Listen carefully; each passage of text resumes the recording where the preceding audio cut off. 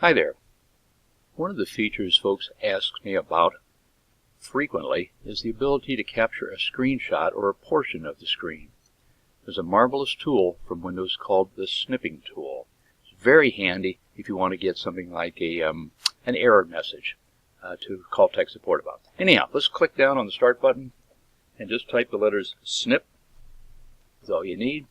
Brings up the Snipping tool. Click on it.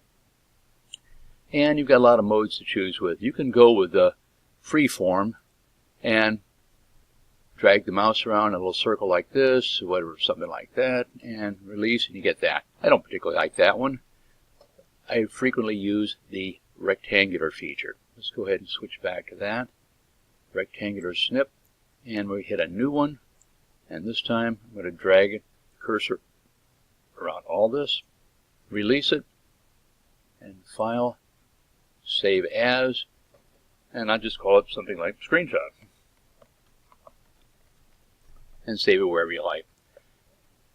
I'll go ahead and put that right in Pictures. You do have a couple choices here. You can do some additional drawing with it.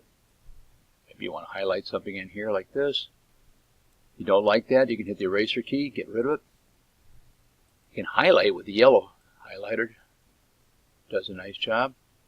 And then be sure to save your work. File and Save As, and again, the screenshot, and you're asking if you want to replace it, and yes. I think you're going to get a lot of use out of this. I use it quite frequently.